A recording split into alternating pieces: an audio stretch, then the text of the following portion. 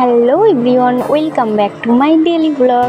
আর ওয়েদারের অবস্থা দেখছো, কালকে রাতে খুব ঝড় বৃষ্টি হয়েছে, তো এখনও পর্যন্ত রোদ্দুর ওঠেনি। আর আমার সোনামাও এখন ঘুমাচ্ছে, তাই এদিকে নিজের জন্য একটু চা করে নিলাম। চলো রুইসোনা যতক্ষণ ঘুমাচ্ছে চাটা খেয়ে নিই। তারপর চাটা খেয়ে চলে আসলাম বাইরে। দেখো মেঘলা করে আছে বলে বেলার কোনো কিছু বোঝাও যাচ্ছে না। মায়ের দিকে এদিকে সমস্ত সবজি কাটাকুটিও হয়ে গেছে।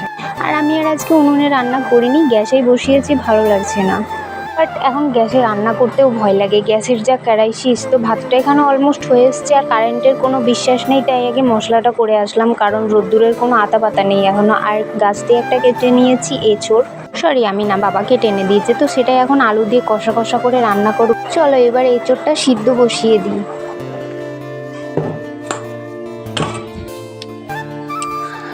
রান্না বান্না স্টার্ট করে দিয়েছি, ভাত হয়ে গেছে, কিন্তু এখনো বিছানা তোলা হয়নি গাইস। কি আর করা যাবে বলো, ব্যস্ত মানুষ। দেখো এখন 10টার মতো বাজে, মায়ের রান্না অলমোস্ট হয়ে এসেছে, এখনও রোদ্দুরের কোনো দেখা নেই। আর এদিকে আমার এঁচোড় সিটি দিচ্ছে, আর এদিকে আমি বড়ার জন্য সব কিছু ম্যারিনেশন করে রাখলাম। তারপর এখানে এঁচোড়ের আলুগুলো ভাজতে দিয়ে দিলাম। দেখছি পুরো মাংসর মতো। হ্যাঁ, আজকে এঁচোড়টা মাংসর মতোই রান্না করব। যতবারই রান্না করি কেমন একটু কষকষ লাগে। আমি তো খাই না, রুইর পাপা খাই, বাট দিদি বলে যে কষকষ লাগে, তাই আজকে ভেবেছি কষকষ যেন না লাগে। আর এঁচোড়টা না একটু বেশি সিদ্ধ করে নিয়েছিলাম, তো ওই জন্য একটু ভেঙে ভেঙে গেছে। তো এদিকে এঁচোড় কষানোও হয়ে গেছে আলু দিয়ে, আর এদিকে গরম জল করে নিয়েছিলাম। জানো তো সবাই যে এঁচোড়ে গরম জল দেয়, তো দিয়ে দিলাম। এই যে আমার এঁচোড় রেডি। তো এখন গরম মশলা দিয়ে দেবো।